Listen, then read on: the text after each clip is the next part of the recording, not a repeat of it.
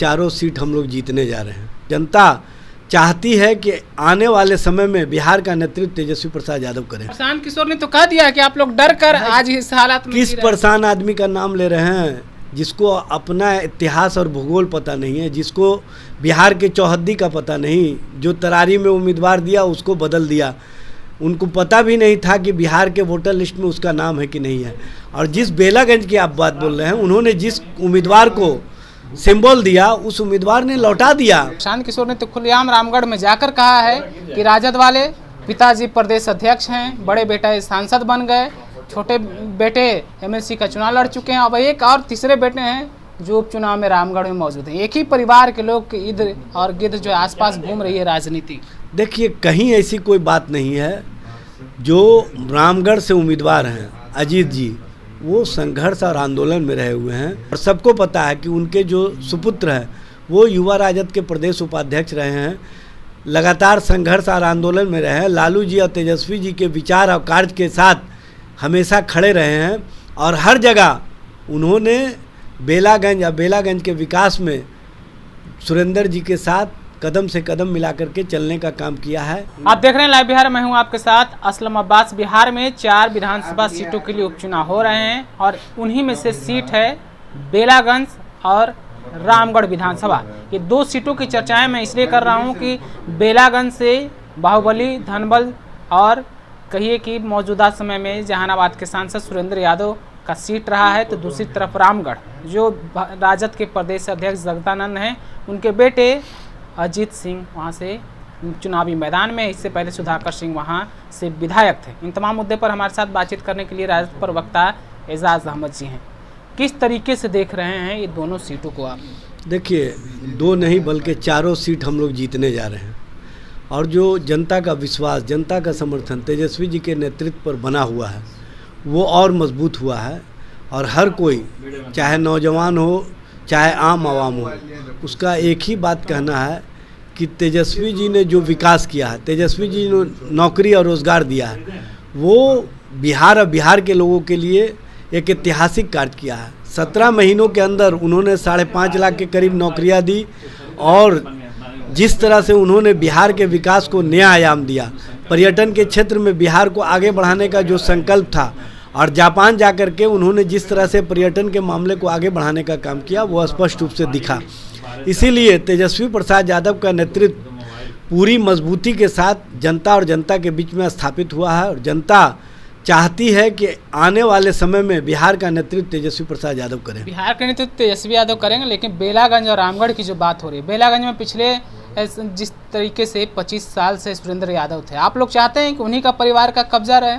खास करके मुसलमानों में बहुत बेचैनी है, आप सिर्फ उनसे वोट लेना चाहते हैं, हिस्सेदारी देने की बात आती है तो आप लोग किनारा कर लेते हैं। रामगढ़ में भी वही हाल है। देखिए, इस तरह की बातें वही लोग करते हैं जो कहीं ना कहीं भारतीय जनता पार्टी की राजनीति को खाद पानी देना चाहते हैं। कहीं कहते हैं कि मुसलमान को सिर्फ वोट नहीं चाहिए, सिर्फ वोट। कहीं मुसलमानों में बेचैनी नहीं है, मुसलमानों का विश्वास लालू प्रसाद जी और तेजस्वी जी पर है। प्रशांत किशोर ने तो कह दिया कि आप लोग डर कर आज इस हालात में। किस परेशान आदमी का नाम ले रहे हैं, जिसको अपना इतिहास और भूगोल पता नहीं है, जिसको बिहार के चौहद्दी का पता नहीं, जो तरारी में उम्मीदवार दिया उसको बदल दिया, उनको पता भी नहीं था कि बिहार के वोटर लिस्ट में उसका नाम है कि नहीं है। और जिस बेलागंज की आप बात बोल रहे हैं, उन्होंने जिस उम्मीदवार को सिंबल दिया उस उम्मीदवार ने लौटा दिया और कहा कि आपके पार्टी से लड़ने का मतलब है कहीं ना कहीं समाज और समाज के बीच में अपने आप को बदनाम करवाना। यानी आप ये कहना चाह रहे हैं कि 25 साल से जिस तरीके से बेलागंज में सुरेंद्र यादव थे, अब आने वाला वक्त में भी उन्हीं के परिवार के लोग वहाँ से जनप्रतिनिधि। देखिए, सुरेंद्र जी ने जो काम किया है बेलागंज के लिए, दूसरा यादव कोई नहीं है भाई। सुन लीजिए न, जब जनता का विश्वास मिल रहा है, जनता का समर्थन मिल रहा है, जनता चाहती है, तो आप इसको अलग से क्यों प्रस्तुत कर रहे हैं? अलग से प्रस्तुतिकरण का मतलब है कि कहीं ना कहीं आप राजनीति में जो जनता का विश्वास है उसको कमतर आंकना चाहते हैं। जनता जिसके साथ खड़ी होती है उसी को उम्मीदवार बनाया जाता है और सबको पता है कि उनके जो सुपुत्र हैं वो युवा राजद के प्रदेश उपाध्यक्ष रहे हैं, लगातार संघर्ष और आंदोलन में रहे हैं, लालू जी और तेजस्वी जी के विचार और कार्य के साथ हमेशा खड़े रहे हैं और हर जगह उन्होंने बेलागंज के विकास में सुरेंद्र जी के साथ कदम से कदम मिला करके चलने का काम किया है। जो पिछला चुनाव आपने देखा होगा उसमें भी सुरेंद्र जी बड़े मार्जिन से जीते, और उस समय सुरेंद्र जी जीते जब मगध में मतलब एनडीए सब सीट कब्जा कर चुका था। एकमात्र सीट मगध में अगर कोई जीता था तो वो बेलागंज राष्ट्रीय जनता दल ने जीता था। बिल्कुल आपका सुरेंद्र यादव का प्रभाव है, आपका कहना है। दूसरी तरफ रामगढ़ की बात हो रही है। प्रशांत किशोर ने तो खुलेआम रामगढ़ में जाकर कहा है कि राजद वाले पिताजी प्रदेश अध्यक्ष हैं, बड़े बेटा सांसद बन गए, छोटे बेटे एमएलसी का चुनाव लड़ चुके हैं, अब एक और तीसरे बेटे हैं जो उपचुनाव में रामगढ़ में मौजूद हैं। एक ही परिवार के लोग इधर और गिद्ध जो आसपास घूम रही है राजनीति। देखिए, कहीं ऐसी कोई बात नहीं है। जो रामगढ़ से उम्मीदवार हैं अजीत जी, वो संघर्ष और आंदोलन में रहे हुए हैं। जनता दल यू में रोकेंगे आपको, तो जदयू में थे भाई, जदयू से अभी वही तो मैं बता रहा हूँ, जनता दल यू में थे।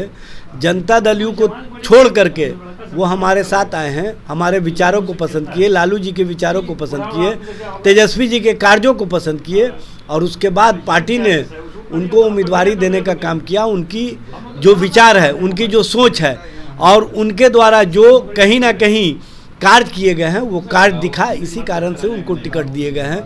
कोई पिता और पुत्र का मामला नहीं है। हमारे यहाँ जो संघर्ष में होते हैं, जो आंदोलन में होते हैं, जो विचारों से ओतप्रोत होते हैं, उन्हीं को हम टिकट देते हैं।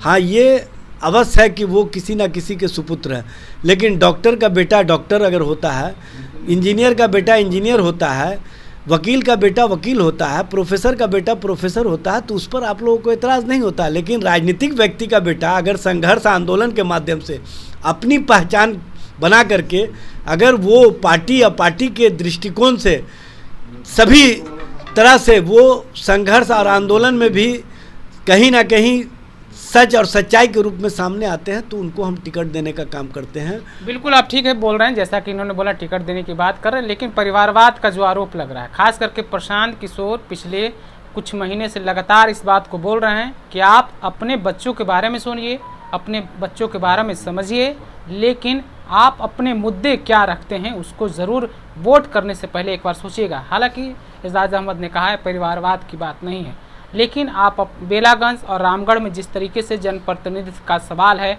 आप अपनी प्रतिक्रिया ज़रूर हमें दीजिएगा। तब तक के लिए आपका बहुत बहुत शुक्रिया।